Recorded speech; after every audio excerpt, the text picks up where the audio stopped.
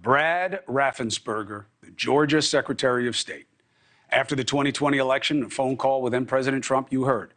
And that is accurate. He refused to overturn Georgia's election results or find votes. Trump lost by less than 0.25% of that vote. And he's with us now. It's good to see you again, sir. Good evening, Chris. It is an accurate portrayal of the position you were in, the predicament you were in, yes? Well, at the end of the day, we counted that race, we recounted it, and then we scanned it the third time. Those ballots have been counted 3 times. And I've been traveling all over the state for the last 2 years, just explaining to people exactly every allegation was made and giving them the answers. I've been talking to groups, Tea Party groups, conservative groups, chamber groups, anyone that would invite me in, because I wanted to give people the information that they deserved. What did you think? think? The facts. What did you think the purchase was when you would go to those groups that were part of your party who didn't like the outcome? How much receptivity do you get to the fact that it was legit? Most times people would listen. I went to one place up in North Georgia. It was supposed to be a 1-hour lunch, and I was there for about 1 hour and 40, 45 minutes extra just to really answer their questions. But that's okay. And I know some of them went away disappointed. I get that. But I just wanted to calmly, rationally, and factually give them the facts. And here's exactly what happened. And I explained point by point. And that was in my 10-page letter to Congress. I just wanted to, let them understand that we had a fair and honest election in Georgia in 2020.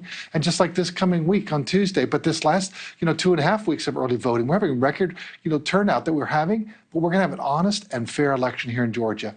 And I'm gonna honor the results for my personal race. If I win, I win. If I lose, I lose. And I'll extend the hand of fellowship to the person that beats me, because that's really what we're called to do, whenever we hold ourselves out for elected office. Half the people will win and the other half will lose. And that's how it works. And it may take time if races are close, and that's not unusual. And of course, this isn't barring the idea that if there's an obvious suggestion of fraud or a miscount or something like that, there are processes in place, and that will also still be intact. A lot of people are still not happy with the state of the law in Georgia, the Election Integrity Act. What do you make of criticisms? Well, the challenge that we have is there's so much misinformation about that. First off, we have 17 days of early voting. That's actually 7 more days than Delaware, President Biden's home state, has. So we have 17 days, 2 Saturdays, and we're having record registration. We won over 2 million early votes today. So that's tremendous, what we're seeing so far. Our absentee ballot process, we went to photo ID, same thing that they've been using in Minnesota for over 10 years. So we modeled it after Minnesota. They're actually using that in other Midwestern states. Now Texas is using it.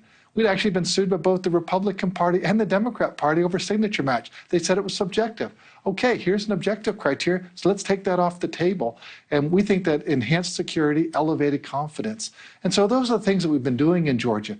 We now have ability to audit any single Mr. Secretary race. of State, while we're going through the particulars, I just had them up on the screen, some of the changes. Put them back up so people can follow the conversation, just to test it as we go along.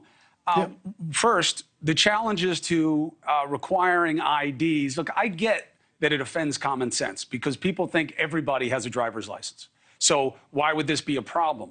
But you know better. You know that a lot of communities, especially lower on the socioeconomic level, they don't drive. They don't have ID. There is a different level of disenfranchisement and a discomfort when it comes to dealing with government.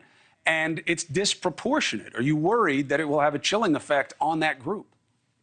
Well, we've had photo ID for in-person voting for over 10 years now.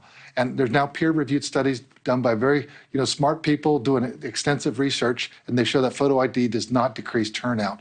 But we use the same form of identification for absentee voting as we use for in-person voting. And if you don't have a driver's license, but 98 to 99% of all Georgians do, you also have other government-issued ID, or the state will provide you free ID, and any political party can make sure that you can get your photo ID to do that. So there's plenty of opportunities, and we've not seen that as any impediment for the absentee ballot process. In fact, our rejection rate this cycle right now is less than 1%. It's so low. It's actually 1/3 of the rejection rate we had back in 2020. Hey, thank you for watching. Please go to newsnationnow.com, newsnationnow.com, and you can find NewsNation on your television provider. And don't forget to click the red subscribe button down below. Then you will get more of News Nation's fact-driven coverage.